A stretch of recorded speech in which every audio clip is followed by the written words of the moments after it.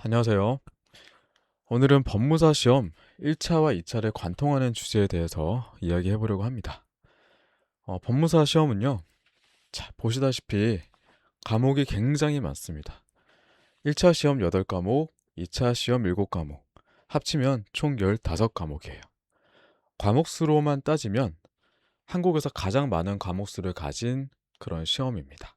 또 공부해야 되는 양도 굉장히 방대하고요. 1차 시험, 2차 시험 유형이 다르기 때문에 여기에 적응하는 것도 쉽지 않습니다.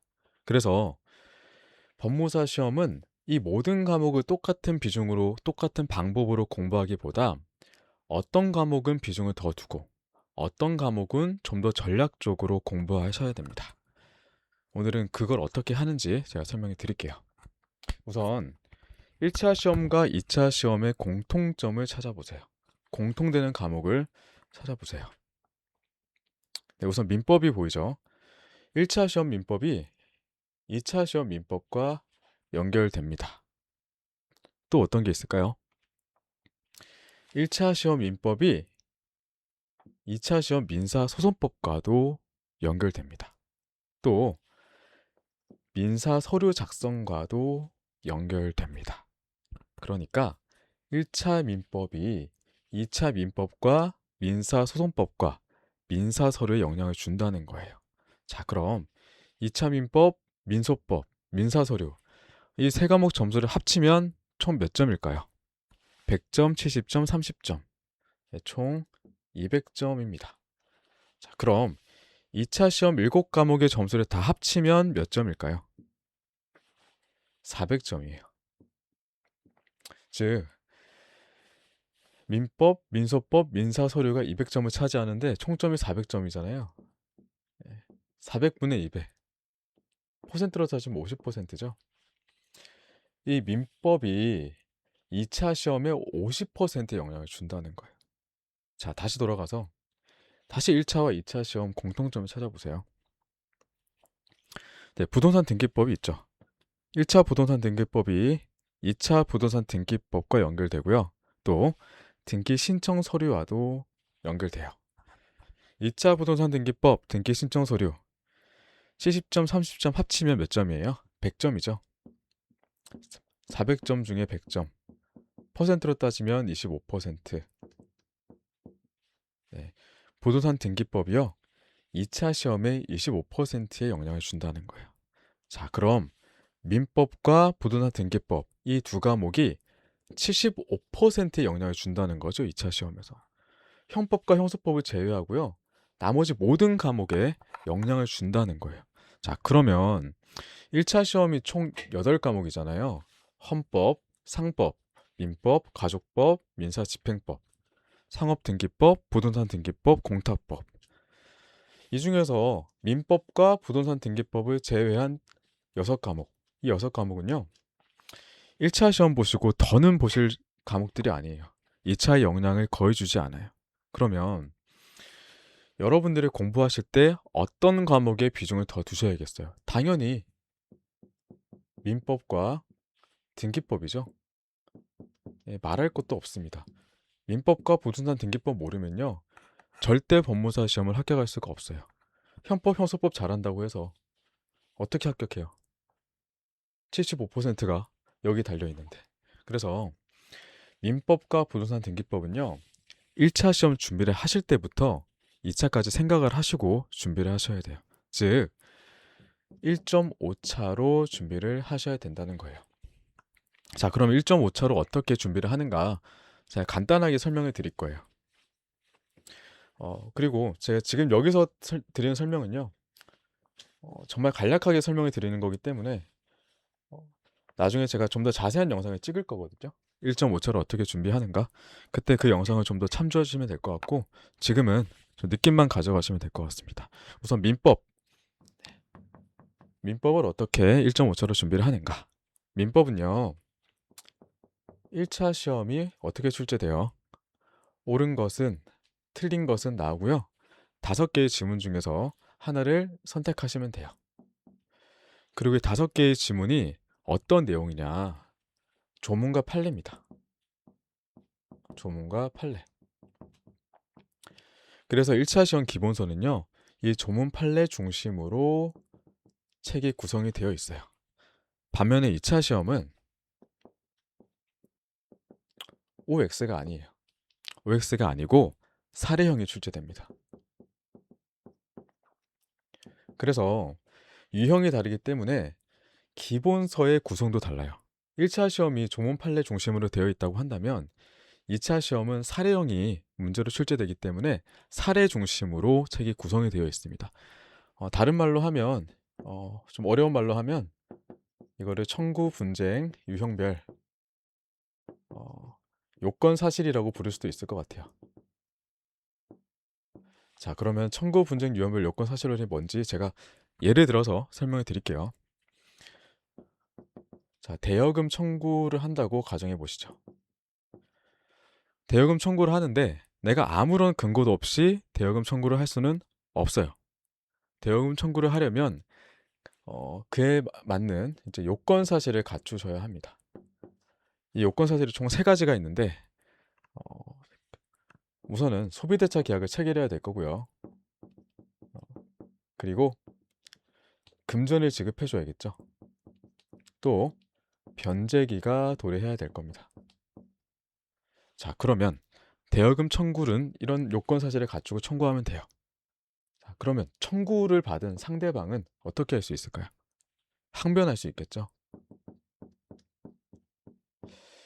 대여금 청구에 대한 항변 어떤 것들이 있을까? 우선 뭐 변제했다 이런 거 있겠죠. 내가 이미 돈을 갚았어. 또 그거 내가 빌린 건 맞는데 소멸시효 지났잖아. 이렇게 주장할 수 있겠죠. 대여금 청구, 항변 그리고 뭐 이제 뭐 재항변도 있을 수가 있는데 이런 청구하고 항변하고 또 재항변하는 거 이런 것들이 다 사례예요. 그래서 2차 시험은 사례형 문제가 출제되기 때문에 기본서도 사례 중심으로 되어 있어요. 이런 식으로 책이 구성되어 있다는 거예요. 자, 그런데 보세요. 대여금 청구 요건 사실, 뭐 소비대차 계약 체결, 금전지급, 변제기 도래, 또 항변 사유로 변제했다, 소멸시효 지났다 이런 것들이 다 뭘까요? 이게 조문 판례예요. 조문 판례. 자, 그러면 다시 공통점 찾아보세요. 1차 시험과 2차 시험의 공통점이요. 하나밖에 없죠. 1차 시험에도 조문 판례가 나오고요. 2차 시험에도 조문 판례가 나오고 조문 판례가 나와요. 이 조문 판례는요. 다 똑같은 겁니다. 다만 뭐가 다르냐? 1차 시험에서는 이제 OX 판단하는 것만 하면 되기 때문에 이걸 조문 판례를 단편적으로 알면 됐거든요. 그런데 2차 시험에는요. 사례형이 출제되기 때문에 조문 판례를 입체적으로 아셔야 돼요.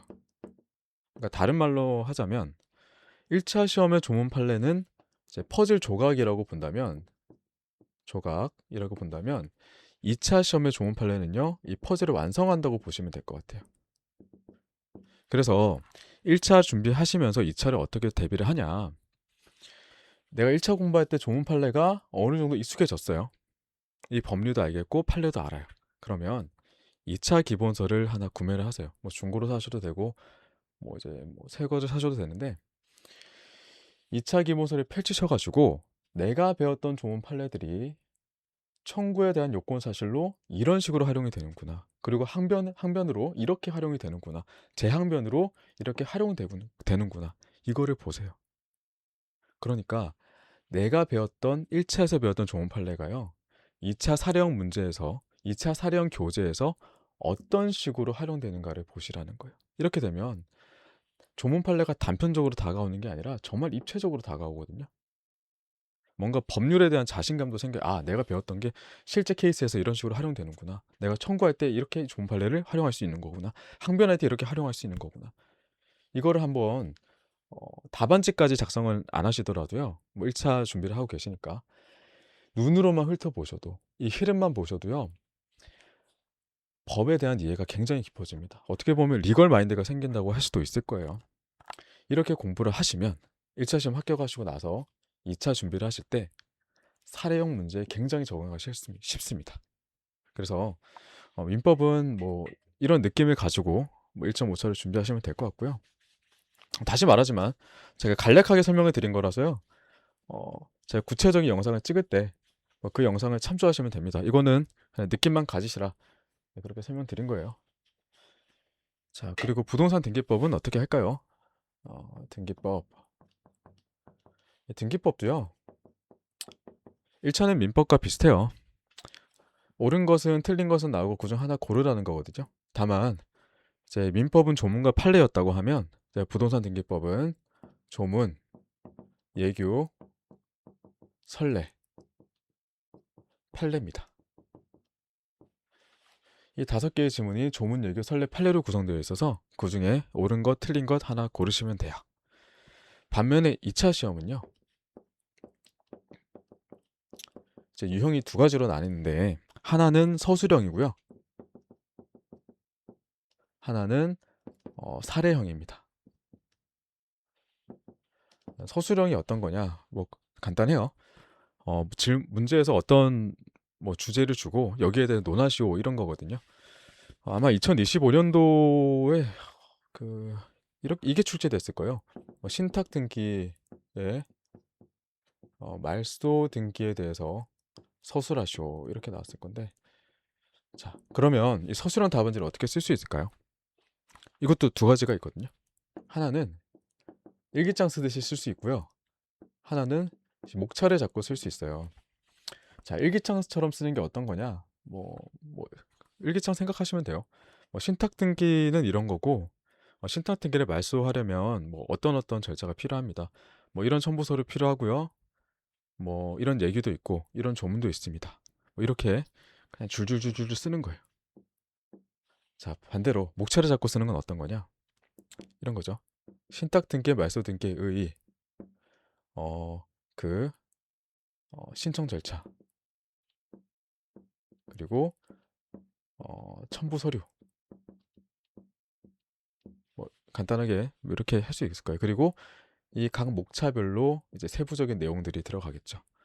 자, 여러분들이 채점하는 입장이라고 보면은 일기장처럼 쓴 거랑 목차를 잡고 쓴 거랑 제가 어디에 점수를 더 많이 주겠어요?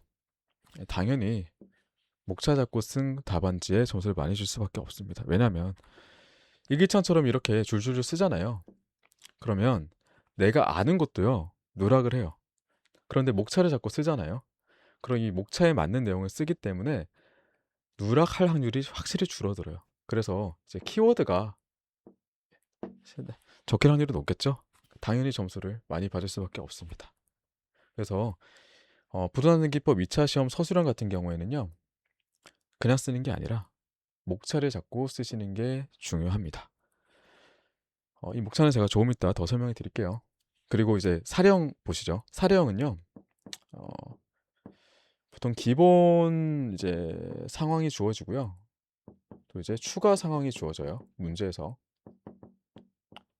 그리고 질문을 합니다. 자, 그런데 이 기본 상황과 추가 상황, 이게 다 뭘까요? 이거요. 다 조문, 예규, 선례, 판례예요. 조문, 예규, 선례, 판례 가지고요. 이 기본 상황도 만들고 추가 상황도 만들어요. 자, 그러면 조문, 예규, 선례, 판례만 잘 알고 있으면 사령 문제 다 풀 수 있을까요? 아니에요. 부동산 등기법도 마찬가지고 모든 법이 마찬가지지만요. 단순히 내가 그 법의 내용만 알고 있다고 해서 훌륭한 이제 법률가가 될 수는 없는 거예요. 법은요, 원칙이 있고 예외가 있어요.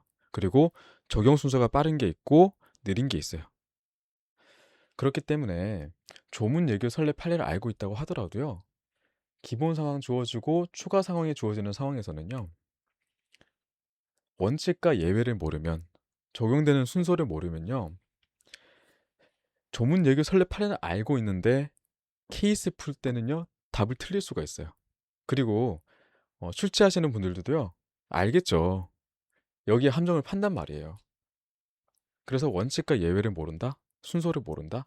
그러면 함정에 걸려 넘어져 가지고 나는 잘 풀었다고 생각하는데 채점해 보면은 이제 과락인 거죠. 자, 이걸 방지하려면은 어떻게 해야 되냐? 마찬가지예요. 조문, 예규, 설례, 판례요. 조문, 예규, 설례, 판례요. 이 앞에 있는 목차를 보셔야 돼요. 목차. 목차를 알게 되면 목차를 암기하고 목차에 맞는 내용을 내 머릿속에 집어넣었으면요. 자연스럽게 그 내용들이 정리가 되거든요. 원칙과 예외가 구별이 되고 순서가 구분이 돼요. 그러니까 조문, 예교, 설례, 판례를 공부하실 때 목차를 신경 써서 보셨다면 이런 사례형 문제가 나와도 내가 함정에 빠지지 않고 문제를 잘 풀어낼 수 있다는 거예요. 자, 그러면 이 목차, 제가 서술형에서도 강조했고 사례형에서도 강조했던 이 목차에 대해서 좀 얘기를 해볼게요. 어떤 목차가 제일 좋은 목차일까요?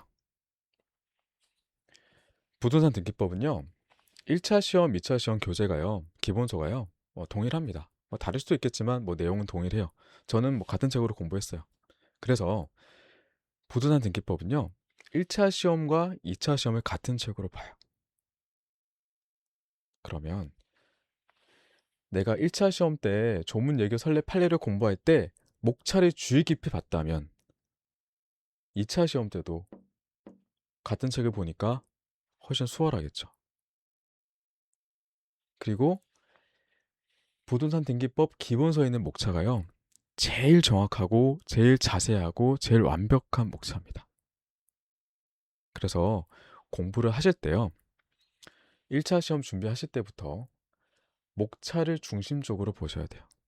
그래야 2차 서술형도 대비가 되고요. 사례형도 함정에 빠지지 않을 수가 있어요.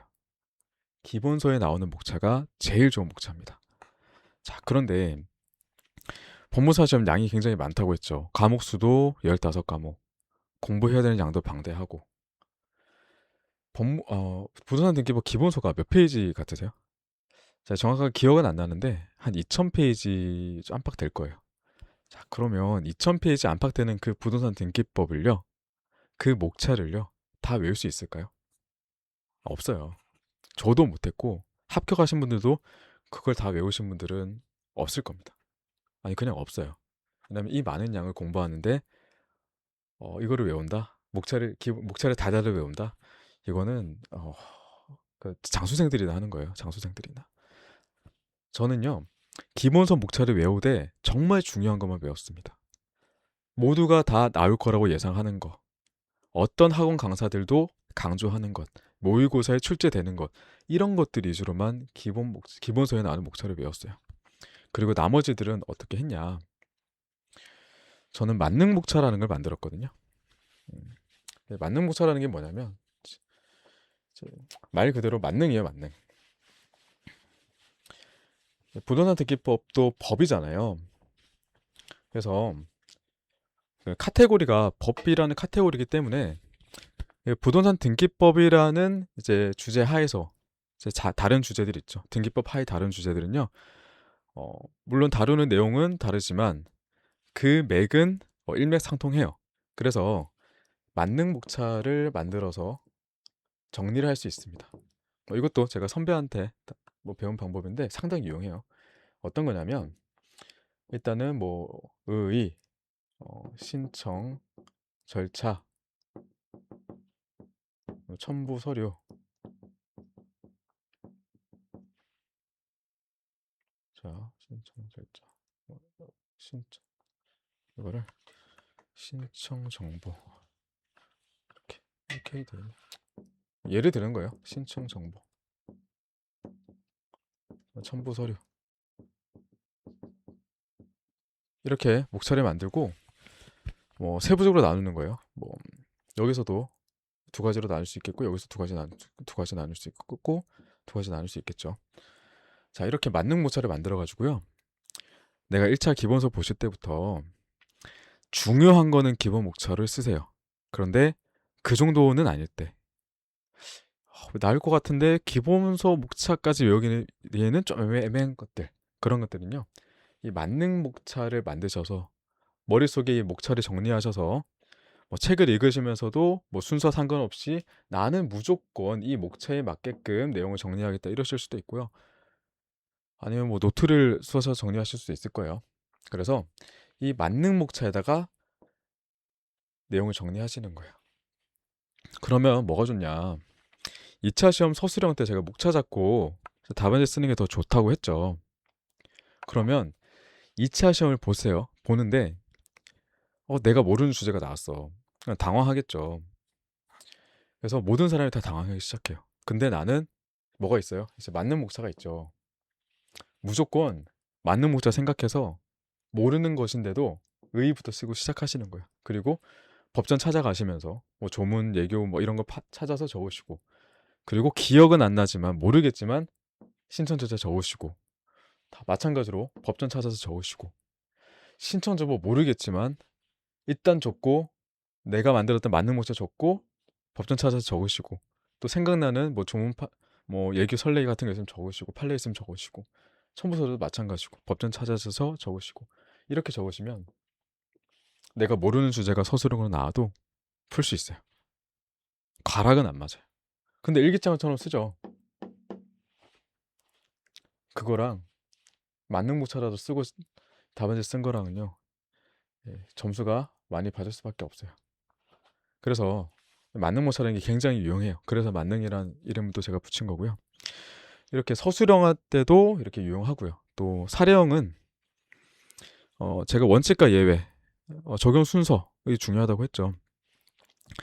마찬가지로 만능 목차를 정리해 두시면요, 사례형 푸실 때도 좋아요. 좋은 게 아니라 도움이 됩니다. 나는 이제 일기장처럼 그냥 주주주주 좋은 판례만 외운 게 아니고, 이 좋은 판례를 목차의 순서대로 정리를 해서 공부를 했기 때문에 사례형 나올 때도 원칙과 예외를 아니까, 적용 순서를 아니까 함정에 빠지지 않겠죠. 그래서 목차가 중요하고, 기본서 목차가 제일 좋지만 그게 안 된다면 이렇게 만능 목차라도 만드셔서 공부를 해라, 뭐 그렇게 말씀을 드리고 싶습니다. 제가 좀 더 자세하게 설명을 할 거예요. 민법이건 부동산 등기법이건 1.5차로 어떻게 준비를 했는지, 실제 제가 공부했던 자료들, 책들 가지고 좀 긴 영상을 만들 거니까 지금 여기서는 그냥 느낌만 가져가시면 될 것 같아요. 저도 뭐 그냥 대충 설명을 해드렸고요. 그래서 제가 오늘 영상에서 말하고 싶은 건, 법무사 시험은 이제 과목 수가 굉장히 많다. 15과목이나 된다. 그리고 1차 시험, 2차 시험 유형이 다르다. 그렇지만 모든 과목을 똑같은 비중으로 공부해야 되는 건 아니다. 민법과 부동산 등기법이 2차 시험의 75%를 차지하기 때문에 이 두 과목은 1차 때부터 2차까지 대비를 해야 된다. 뭐 그 정도만 알고 가시면은 제가 이 영상에서 전달하고자 하는 뭐 이야기는 다 전달한 것 같습니다. 다음 영상에서는요, 제가 객관식 시험을 어떻게 좀 잘 준비할 수 있는지, 법무사 1차 객관식 시험을 제가 6개월 공부해서 합격했거든요. 6개월 공부했는데 심지어 점수도 좀 많이 높았어요. 근데 그게 방법이 있어요. 방법이 있으니까 그 주제에 대해서 제가 다음 영상을 좀 찍어서 올릴 그런 계획이고요. 1.5차 부분들은 일단 객관식 영상을 제가 다루고 나서 그 다음에 제가 좀 준비를 잘 해서 정말 시험에 실질적인 도움이 될 수 있도록 그렇게 준비를 해서 올려드리겠습니다. 오늘 영상은 여기서 마치겠습니다.